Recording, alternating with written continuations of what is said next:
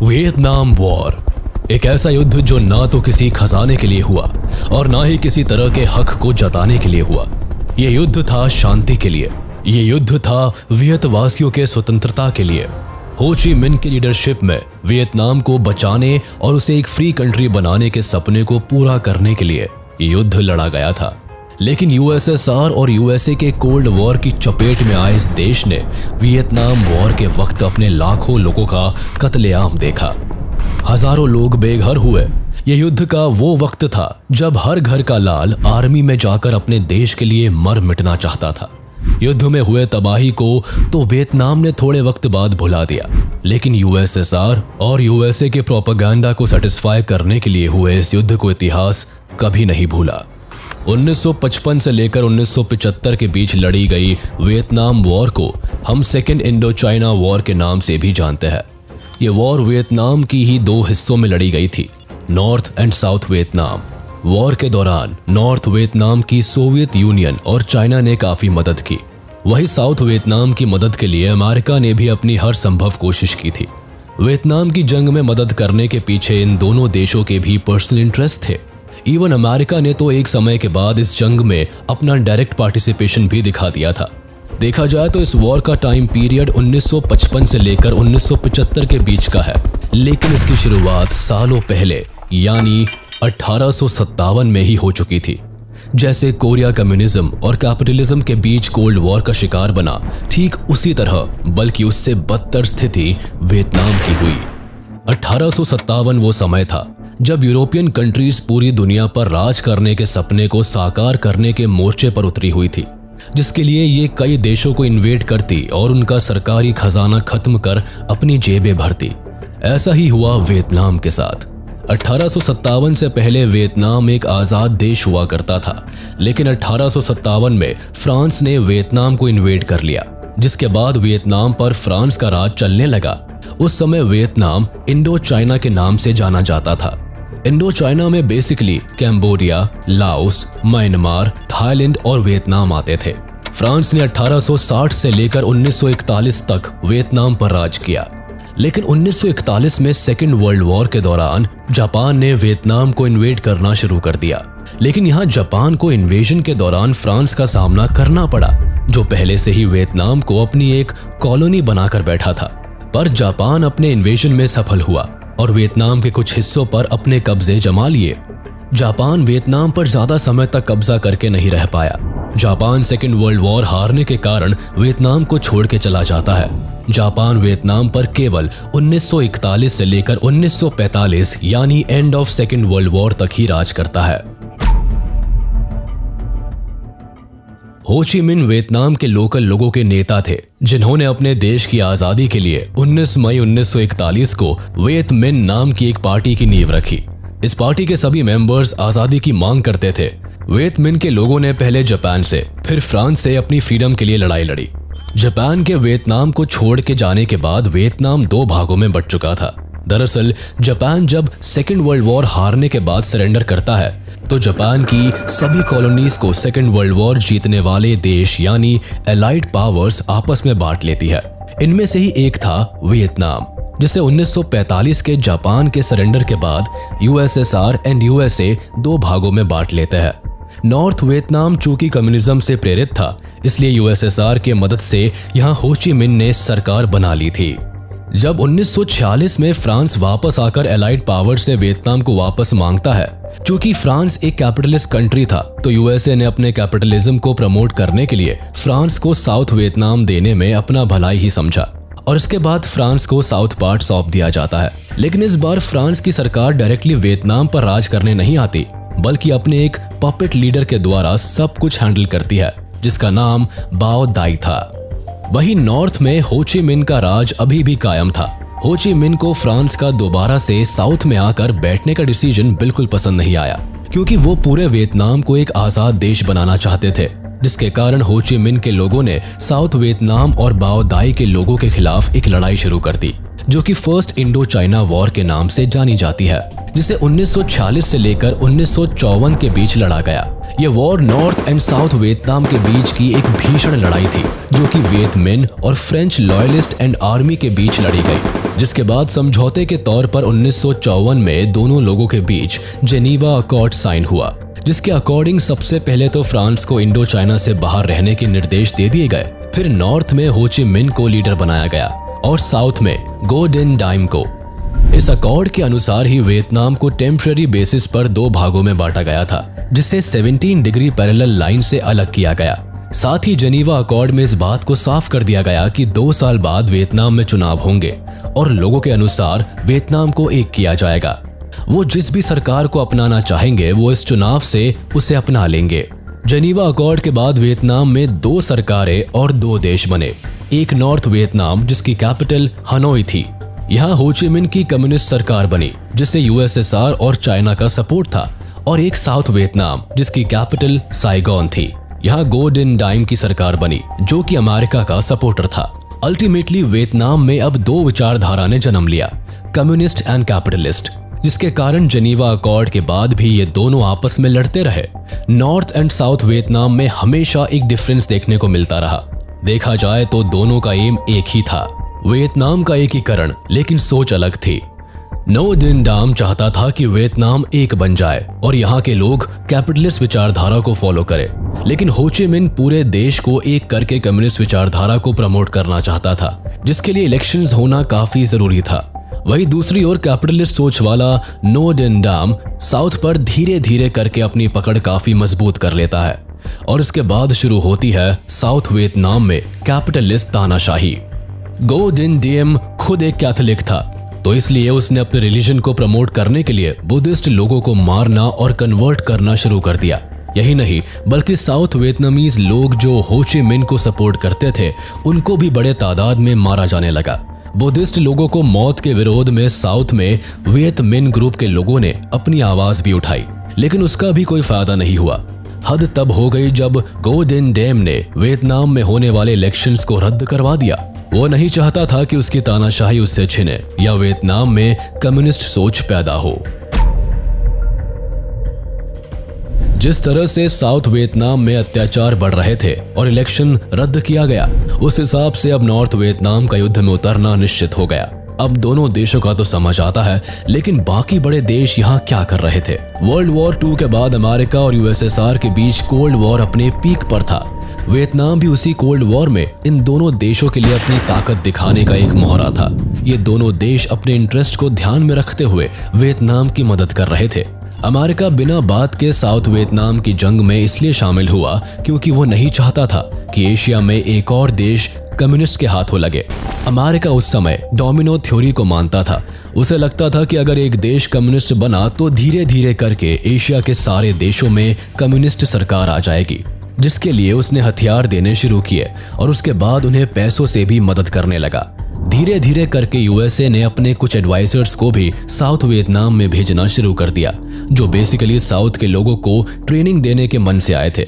ये उन लोगों को हथियारों और जंग से जुड़ी सारी एडवाइस दिया करते थे, लेकिन समय के साथ साथ स्पेशली जॉन एफ कैनेडी के टाइम पीरियड में इन एडवाइजर्स की संख्या काफी ज्यादा बढ़ती चली गई। हो ची मिन को इस बात की खबर मिली कि गो डिन डाइम ने वियतनाम में होने वाले इलेक्शंस को कैंसिल करवा दिया है, तो वो गुस्से से आग बबूला हो गया और गो डिन डाइम के खिलाफ लड़ने का डिसीजन बना लिया। इस लड़ाई के लिए हो ची मिन ने सबसे पहले साउथ में वियत मिन नाम के ग्रुप के लोगों को हथियार पहुंचाने शुरू किए। यह हथियार पहुंचाने के लिए भी हो ची मिन ने एक अलग रास्ता निकाला। यह हथियार लाओस से साउथ वियतनाम में पहुंचाए जाते थे, जिससे किसी को कुछ ना पता चल सके। जैसे ही यह हथियार वियत मिन के लोगों के पास आए, वैसे ही साउथ वियतनाम में लड़ाई छिड़ गई। वियत मिन ग्रुप के लोग अब गो डिन डाइम की सेना का मुंह तोड़ जवाब देने लगे। इसी बीच गो डिन डाइम का गुस्सा इतना ज्यादा बढ़ गया था कि उसने एक शांति से प्रदर्शन कर रहे लोगों पर गोली चलवा दी। इन लोगों में कई बौद्ध धर्म के लोग थे। इन सभी लोगों की मौके पर ही मौत हो गई। इस अटैक से बाकी के बच्चों और बड़े लोगों को भी गोलियां लगी थी। अब गो डिन डाइम की निरंकुशता और डिक्टेटरशिप यूएसएसआर और यूएसए को साफ दिखने लगी। इसी बीच गो डिन डाइम की हत्या हो गई, जिसका इल्जाम अमेरिका पर लगा। लेकिन इसके हत्या के बाद अब अमेरिका सीधे इस युद्ध में उतरने वाला था। अगस्त 1964 में गल्फ ऑफ टॉनकिन में एक घटना हुई। जिसमें नॉर्थ वियतनामीज की नेवल आर्मी ने यूएस नेवल बोट्स पर अटैक किया, जिसमें यूएस नेवल ऑफिसर्स मारे गए। जिसके बाद यूएस कांग्रेस ने gulf of Tonkin resolution pass किया एंड डायरेक्टली वॉर में पार्टिसिपेट कर लिया। लेकिन हैरानी की बात यह है कि बाद में ये बात सामने आई कि गल्फ ऑफ टोंकिन का इंसिडेंट एक फेक इंसिडेंट था, जिसे अमेरिका ने केवल वॉर में पार्टिसिपेट करने का एक मोहरा बनाया था। वॉर में अमेरिका के डायरेक्ट पार्टिसिपेशन के साथ ही 1967 तक अपने करीब 5 लाख सोल्जर्स भी वियतनाम में उतार दिए थे। इन सभी सोल्जर्स को साउथ वियतनाम में उतारा गया, जिन्होंने नॉर्थ वियतनाम पर हमला करना शुरू कर दिया। ये नॉर्थ वियतनाम पर भर भर के बमबारी करने लगे। इन्होंने नॉर्थ में कई बॉम्ब कैंपेन चलाए, लेकिन इन बमबारी का कुछ खास असर देखने को नहीं मिला। वो इसलिए क्योंकि वियतनाम के लोग गुरिल्ला वॉरफेयर में काफी माहिर थे, जिससे वो सभी बॉम्बिंग से आराम से बच जाया करते थे। वो बॉम्बिंग्स के दौरान इन गुफाओं में घुस जाया करते थे और जैसे ही किसी यूएस सोल्जर को अपनी सुरंग के ऊपर पाते उसे मार दिया करते थे। यूएस सोल्जर्स के लिए इन सुरंगों में जाना मौत के मुंह में जाने के बराबर था, क्योंकि वो वॉर की इस टेक्निक से अनजान थे, जिसके कारण उनका नॉर्थ वियतनाम के सामने पलड़ा हल्का होता भी दिखा। इस वॉर के दौरान यूएसएसआर और चाइना ने नॉर्थ वियतनाम की काफी मदद की। उन्होंने अमेरिका की तरह जंग में डायरेक्ट पार्टिसिपेट तो नहीं किया, लेकिन हथियार और पैसा भर भर के भेजा। चाइना ने तो अपनी मेडिकल और इंजीनियर टीम तक वियतनाम की मदद के लिए भेज दी थी, जिस कारण अमेरिका भी इस जंग में अपनी पूरी ताकत झोंक रहा था। इवन आपको जानकर हैरानी होगी कि अमेरिका ने इस वॉर के दौरान पूरे 3 साल तक लगातार नॉर्थ वियतनाम पर बॉम्ब अटैक्स किए। ये बॉम्ब अटैक्स इतने ज्यादा थे कि वर्ल्ड वॉर 2 में भी कभी इतने बॉम्ब्स नहीं दागे गए थे, जिस कारण भी इस जंग को याद किया जाता है। इस बमबारी को ऑपरेशन रोलिंग थंडर का नाम दिया गया था। अमेरिका ने वियतनाम की जंग को जीतने के लिए अपनी हर एक कोशिश की। इन्होंने लगातार अपने सोल्जर्स की संख्या भी बढ़ाई, लेकिन सोल्जर्स की संख्या बढ़ाने से भी कुछ नहीं हुआ, क्योंकि अमेरिका के सोल्जर्स जिन परेशानियों से गुजर रहे थे ये बात तो केवल वही जानते थे। अमेरिकन सोल्जर्स इससे पहले ऐसी सिचुएशन और टेरेन में कभी नहीं लड़े थे।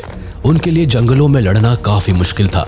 ऊपर से वो गुरिल्ला टैक्टिक्स के भी शिकार हो रहे थे। वो गुरिल्ला अटैक्स में भी माहिर नहीं थे।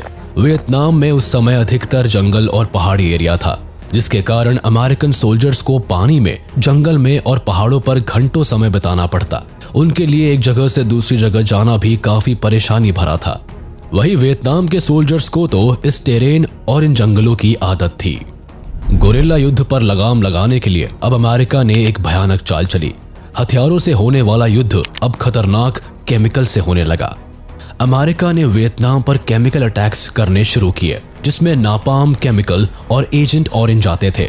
नापाम केमिकल का मेन काम जंगलों में आग लगाने का था। इस केमिकल के छिड़के जाने से पूरे जंगल में आग लग जाया करती थी। एंड एजेंट ऑरेंज ऐसा केमिकल पाउडर था जिसके छिड़के जाने से जंगल के पेड़ पौधे अपनी पत्तियां छोड़ देते थे, जिसमें आसमान से साफ तौर पर दुश्मन का पता लगाकर उसे मारा जाया करता था। लेकिन इस केमिकल ने वियतनाम में एक भारी एनवायरमेंटल कॉज पैदा किया। हो ची मिन अब तक केवल डिफेंसिव मोड में जंग में शामिल थे, लेकिन अब वो फ्रंट फाइटिंग मोड को अपनाने वाले थे। हो ची मिन ने टेट ऑफेंसिव नाम के एक ऑपरेशन को प्लान किया, जिसके अकॉर्डिंग नॉर्थ वियतनाम की फोर्सेस अमेरिकन सोल्जर्स के आर्मी बेसिस, यूएस एम्बेसी और बाकी लोकेशंस पर हमला बोलने वाले थे। ये अटैक्स एकदम सीक्रेट होने वाले थे, यानी अमेरिका के लिए ये अटैक्स सरप्राइज बनकर सामने आते। जनवरी 1968 में नॉर्थ वियतनाम ने अपने इस प्लान को एग्जीक्यूट किया, जो एक फेलियर के रूप में सामने आया। वैसे बेशक नॉर्थ वियतनाम का यह प्लान एक फेलियर था, लेकिन इससे नॉर्थ वियतनाम को ये तो समझ आ गया कि अगर वो चाहे तो इस वॉर को जीत सकते हैं। इस अटैक से पहले उन्हें लगता था कि वो कभी अमेरिकन पावर के सामने नहीं टिक पाएंगे, लेकिन इस अटैक ने उनका कॉन्फिडेंस लेवल बूस्ट कर दिया और यहां से वॉर में एक टर्निंग पॉइंट देखने को मिला। वॉर जहां अपनी चरम सीमा को छू रही थी, वही एक फोटो सामने आई जिसने वॉर पर काफी गहरा असर डाला। ये फोटो कोई ऐसी वैसी फोटो नहीं थी, बल्कि इस फोटो में वॉर के दौरान वियतनाम के बच्चों की स्थिति दिखाई गई थी। इस फोटो में नॉर्थ वियतनाम के कुछ बच्चे अपने गांव से रोते बिलखते बाहर की ओर भाग रहे थे। दरअसल फोटो में दिख रहे लोगों के गांव में अमेरिकन फोर्सेस ने केमिकल अटैक किए थे, जिससे पूरा गांव तबाह हो गया था। फिलहाल आपको फोटो में जो बच्चे दिख रहे हैं, अटैक में इन बच्चों के कपड़े तक जल गए थे, जिसके कारण उस फोटो में अपना इतना गहरा इफेक्ट छोड़ दिया कि खुद अमेरिका के लोगों ने अपनी सरकार के खिलाफ आवाज उठाना शुरू कर दिया। लोग अपनी सरकार के वॉर में पार्टिसिपेशन को लेकर काफी नाराज थे। साथ ही वो वॉर में सिविलियंस पर अटैक करने को लेकर भी गुस्से में थे। मीडिया ने भी इस फोटो को काफी बढ़ चढ़कर लोगों तक पहुंचाया, जिससे व्हाइट हाउस के सामने अमेरिकन लोगों ने प्रोटेस्ट करना शुरू कर दिए। लोग जंग को रोकने की मांग करने लगे। पूरे अमेरिका में प्रोटेस्ट होने लगे, जिसके बाद अमेरिका ने अपने लोगों को सांत्वना देते हुए जंग को जल्द खत्म करने की बात कही। लेकिन टेट ऑफेंसिव अटैक के बाद ये बात भी साफ हो गई कि वॉर अभी खत्म होने वाली नहीं थी, जिससे अमेरिका के लोग लगातार अपनी सरकार के खिलाफ प्रोटेस्ट करने लगे। इसी बीच एक भयानक इंसिडेंट और देखा गया। दरअसल अमेरिकन सोल्जर्स ने इसी बीच माय लाई मैसेकर को अंजाम दिया। ये इंसिडेंट 1968 में हुआ था, जिसमें एक गांव में यूएसए सोल्जर्स ने जाकर आग लगा दी और सभी बच्चों और औरतों को जान से मार दिया। मरने वाले सभी लोग सिविलियंस थे, जिनके पास ना किसी तरह के हथियार थे, ना ही ये किसी तरह से यूएसए सोल्जर्स के खिलाफ कुछ कर रहे थे। इस इंसिडेंट की फोटो भी मीडिया में काफी जोरों से फैली, जिसके बाद अमेरिकन स्टूडेंट्स ने भी प्रोटेस्ट में हिस्सा लेना शुरू कर दिया। अमेरिका के सभी लोग इकट्ठे होकर नारेबाजी करने लगे, जिसका फायदा उस समय अमेरिका के ऑपोजिशंस ने उठाया। लेकिन इसी बीच पेंटागन रिपोर्ट भी मीडिया के हाथ लग गई। पेंटागन रिपोर्ट लीक होने के बाद अमेरिकन्स का एक नया रूप ही देखने को मिला।